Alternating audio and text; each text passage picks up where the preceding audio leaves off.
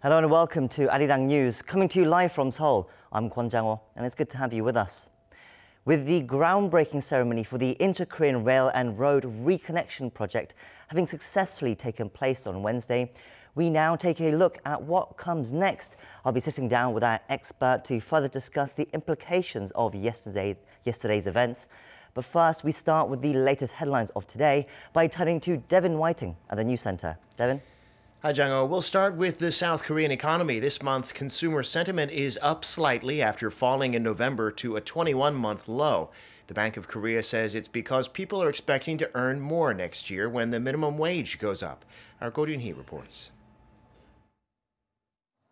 South Korea's consumer confidence ticked up in December after hitting its lowest point in almost 2 years last month. The Bank of Korea says the composite consumer sentiment index was at 97.2 points in December, up more than a point from the previous month. However, a reading below 100 indicates they're more pessimists than optimists about the economy. The central bank attributes the slight rebound to people expecting to earn and spend more next year, mainly due to the higher minimum wage. There are 6 main indices that constitute the composite sentiment index, and the one specifically for prospective household income jumped by 2 points in December compared to the previous month. The index for prospective household spending also rose by a point. In South Korea, the minimum wage was increased by more than 16% this year, and 10.9% rise is slated for 2019. However, the overall situation remains grim because the composite consumer sentiment index has been under the 100-point threshold for 3 consecutive months. This is mainly due to people having low confidence about the health of the local economy. For instance, the index measuring sentiment regarding the current economic conditions has been stuck below 80 points since July. The index related to consumers' living standards also dropped due to the rising consumer prices, mainly food. Vegetable prices, for example, surged more than 14% on-year last month due to the lasting impact of the record heat wave and heavy rainfall in the summer.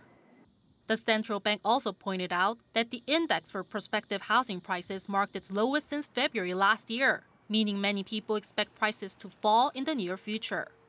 Go Ryun-hee, Arirang News. South Korea's top 10 business groups have seen their market capitalization slide by 20% this year, according to business tracker Chaebol.com. As of Wednesday, the combined market cap of Korea's 10 biggest conglomerates, including Samsung and LG, was around $688.9 billion. That's about 20% less than the end of last year. The past 12 months have seen a big fall in the share prices of affiliates of Samsung in particular, including tech giant Samsung Electronics. Analysts say one of the biggest reasons for the downturn is concern over a slowdown in the DRAM market. President Jae-in met this morning at the Blue House with around 140 people from the agriculture sector. They included representatives of organizations and ordinary farmers alike. The president said his administration is working to improve rural areas so people living in them can be proud, something he called a value of the kind of innovative, inclusive nation he hopes to build.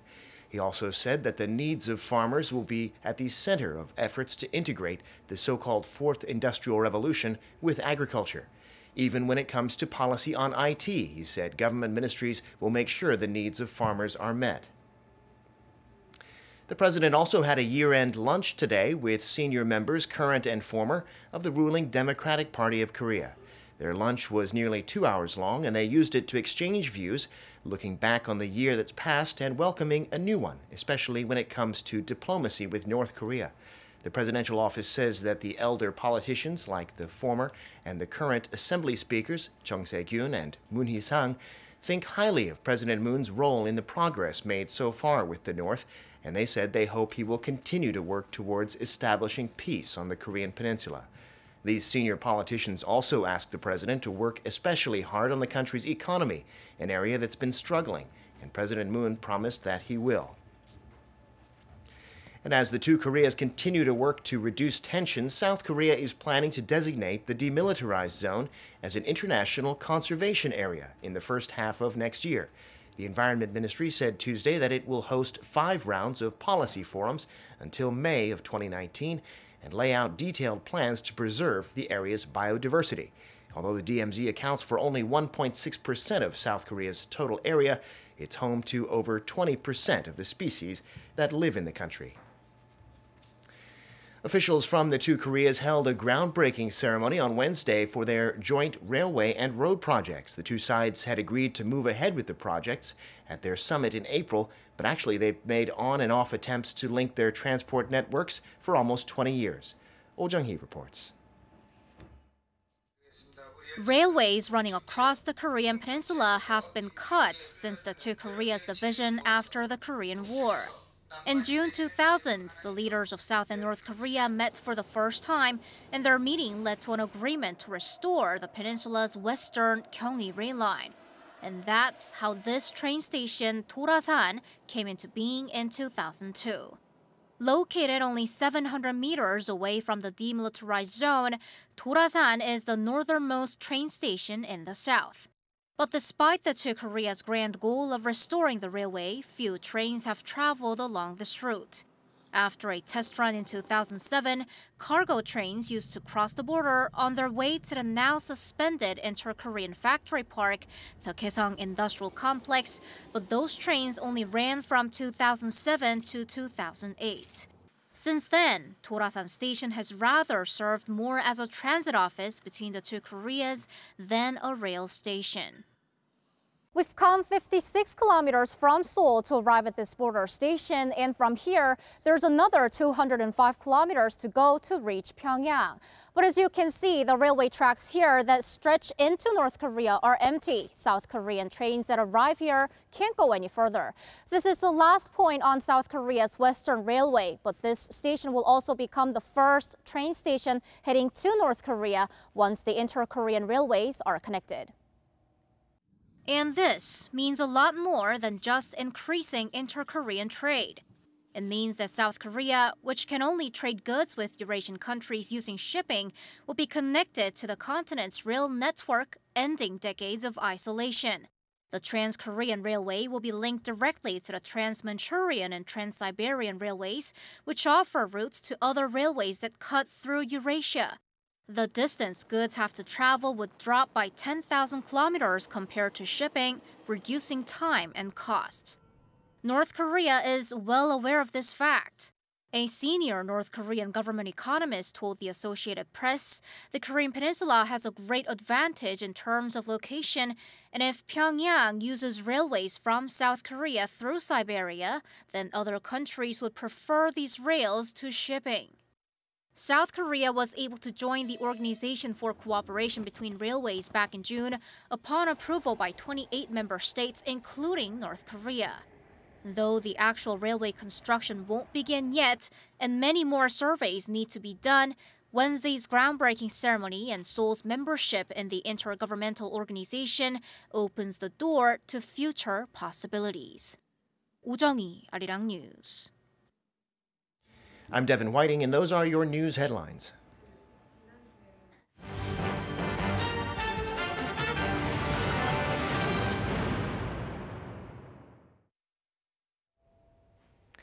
Now we're going to talk more about that groundbreaking ceremony that was just in that report just now. High-ranking government officials, not just from the two sides, but China, Russia and Mongolia, and even from a top UN official dealing with economic cooperation, were there to mark the occasion.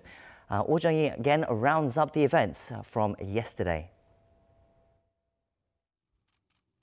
Seoul's transport minister and Pyongyang's vice railway minister stand shoulder to shoulder, writing messages of hope and commemoration on a railway tie, peace and prosperity together, connecting railways and roads together. This was the scene Wednesday at the North's Panmun station at the two Koreas' groundbreaking ceremony for linking and modernizing their railways and roads. There were 100 participants from each side, mainly comprising key officials in charge of transport and inter-Korean affairs. From the south, the top officials were Seoul's transport and unification ministers, Kim Hyun-mee and Jo Myung-kyun, and from North Korea, Lee Sun-kwon, the head of Pyongyang's reunification committee. The arteries connecting South and North will become arteries for co-prosperity in Northeast Asia and will expand our economic reach to the continent. The Trans-Eurasian Railway and the Asian Highway will reduce the time and cost spent on logistics and thereby raise the competitiveness of our companies. The economic benefits will be enjoyed by both Koreas. Today's groundbreaking ceremony will be a historic event that creates new engine for not only balanced economic development on the Korean Peninsula, but also for the co-prosperity of Eurasia and the whole world. Also at the ceremony was the Executive Secretary of the UN's Economic and Social Commission for Asia and the Pacific, as well as some senior railway and road officials from Russia, China, and Mongolia. They expressed determination to cooperate in forming a Eurasian rail network. There are trains running from Pyeongyang to Beijing. If the tracks are connected between Seoul and Pyeongyang, then it will be possible to go to Beijing from Seoul by train. I hope that day comes soon. The officials from Seoul and Pyeongyang took part in a couple of commemorative events, like track linking, leaving their signatures on a railway tie, and unveiling a road sign pointing towards the South and North Korean capitals. But these symbolic acts do not mean that the two Koreas will start construction right away. Things will have to go in tandem with North Korea's denuclearization, and they'll have to get sanctions waivers from the UN Security Council for whatever work they do in the future. South Korea says the actual construction work can begin once conditions are in place internationally. Oh Jung-hee, Arirang News. Now for today's discussion, we have joining us Dr. Young-shik from the Yonsei Institute for North Korean Studies. It's good to have you back on the show. Pleased to be here again. So the groundbreaking ceremony for the rail and road project was held successfully on Wednesday, and it was quite a modest affair actually, but it was also quite meaningful. What did you make of the events from yesterday? It's a very important symbolic event for Moon Jae-in government and the Kim Jong-un regime of North Korea, that both sides succeeded in keeping the mutual promise that they're going to have the groundbreaking ceremony for railway reconnection projects before the end of this calendar year, 2018.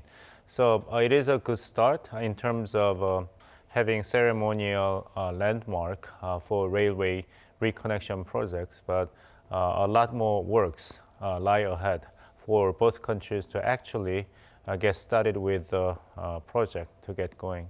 What are some of those extra work that you mentioned that we need? Well, the reason why both sides succeeded in having this groundbreaking ceremony was due to the fact that the United Nations Security Council Sanction Committee granted approval to the sanction waiver for UN Security Council Resolution 2397, which prohibits any transfer or export to North Korea, transport vehicles, heavy machinery, industrial equipment, and industrial metals. So this is just a one-time exemption from the existing sanction, mainly the UN Security Council Resolution 2394.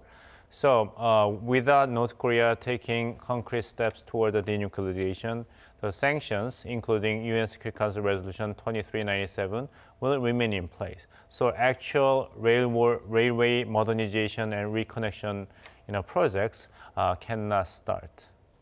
So what can start now? What happens next? Because as you said, the sanctions remain in place, but they've held this groundbreaking ceremony. So it's the start to something. What happens now? Well, the easy answer to your question is that the sanction relief has to be made. Usually the United Nations economic sanctions would be waived or abrogated in reverse order. So the first United Nations Security Council resolution to be abrogated would be 2397, which prohibits transportation of a lot of important machineries and metal equipments that are essential for these projects to be started. So as I said, that it is up to North Korean regime to take concrete actions for denuclearization. Then the international community's perspective on North Korea's intentions for complete denuclearization will change. Then thereby, as a result, the United Nations Security Council would granted the waivers of sanction relief on North Korea, then we will have the railway reconnection projects to get started. Important point here is that despite protests that reiterate messages by North Korean authority, South Korean government alone cannot get the ball moving. All the intentions are there, but it requires more than just consent from Moon Jae-in government of South Korea for these inter-Korean railroad projects to get started. So despite what South Korea wants, I mean, South Korea is very much tied up in the limitations of being in the UN and being allies with the US. I mean, the North Koreans, though, they're trying to push on either side. For example, we didn't hear in that report just now, but the North Korean Vast Railway Minister, in his speech yesterday, he made this comment that he said, if we are too sensitive of what others think, unification will never happen. And it seems to be in reference to the South Korea-US relationship. Do you think it betrays perhaps Pyongyang's frustrations at the situation, whether they want to go on forward, but South Korea aren't perhaps throwing away their old alliances? You can read the frustration, if not disappointment, of North Korean regime toward the Moon Jae-in government of South Korea, failing to live up to the spirit of the national solidarity. In the eyes of North Korean government officials, the South Korean government has been too, I would say, inactive in promoting inter-Korean economic cooperation, while highlighting the need for security alliance with the United States. Well, but South Korean people have their own choices between peaceful unification with North Korea and maintenance of peaceful coexistence of North Korea and national security. So it is up to South Korean public to choose whether they would prioritize rapid unification with North Korea as it is, or it would take time to see whether North Korea will be fundamentally transformed into a country that will have the respect for human rights, liberal democracy, market economy, and keeping entire Korean Peninsula free from nuclear weapons. You have to take into account the demographic changes in South Korean society.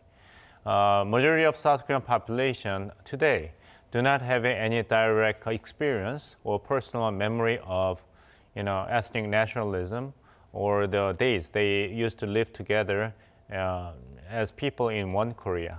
So these young generations in South Korea approach the issue of unification with North Korea from perspectives that are quite different from the perspectives of the Korean War generations, based upon ethnic homogeneity or blood nationalism.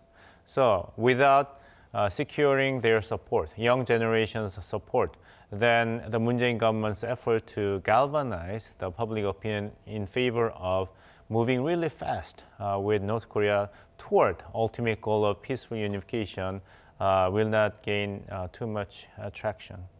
So there's, yes, as we said, there's very little that they can actively go on from this groundbreaking ceremony, and perhaps that's also why the North Korean state media didn't really report on it in much depth. For example, there was only a very short and limited report just announcing that this ceremony had taken place and which officials had come.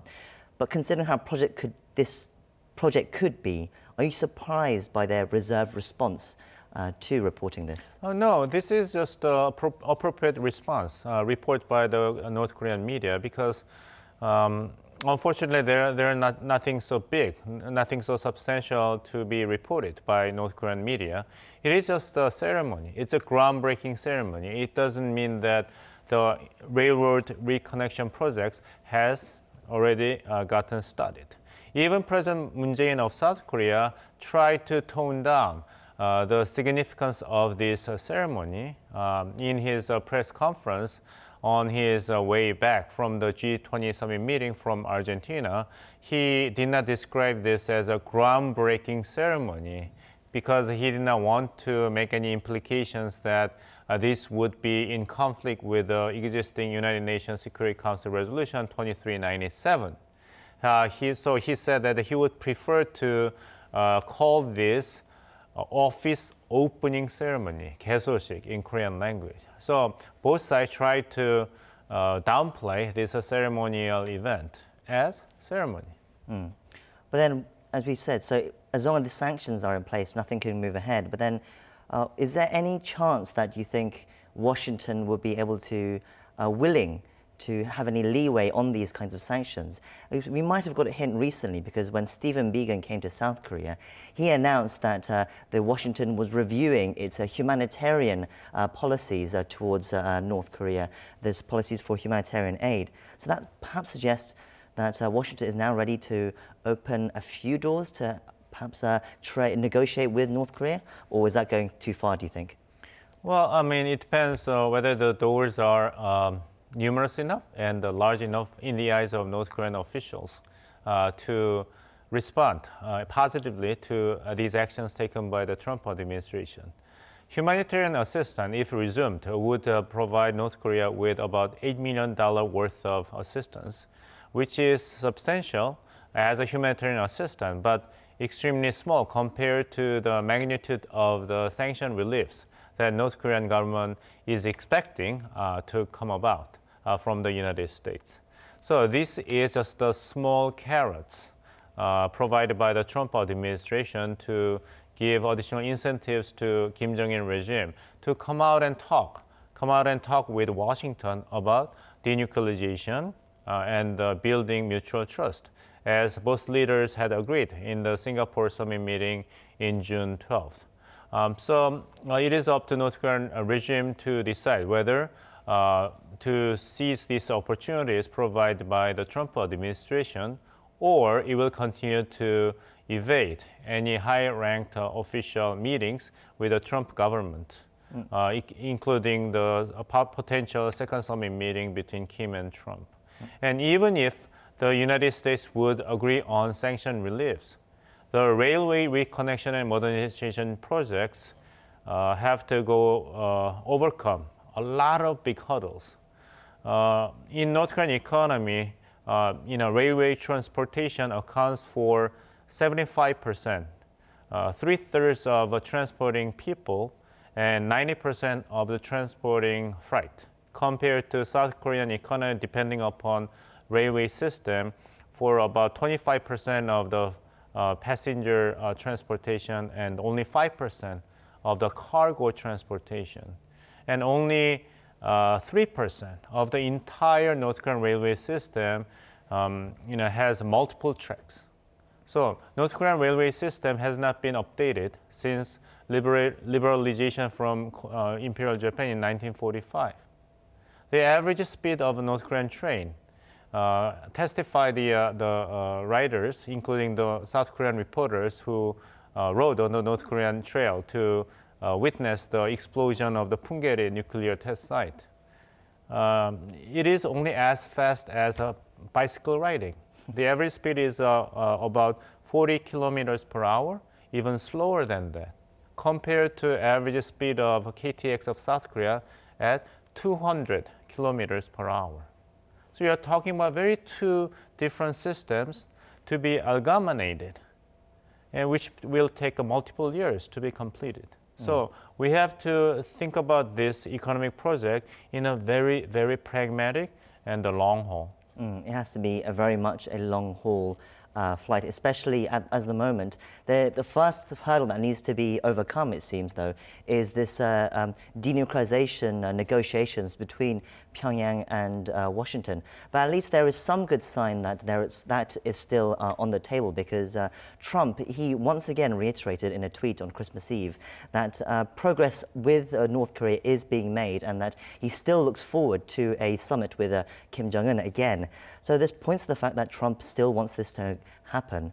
The question is, will it happen next year? Well, once again, the ball is in the court of North Korean government. It seems like it has been the Kim Jong-un regime evading any attempts by the Trump administration to have high-ranked official meetings.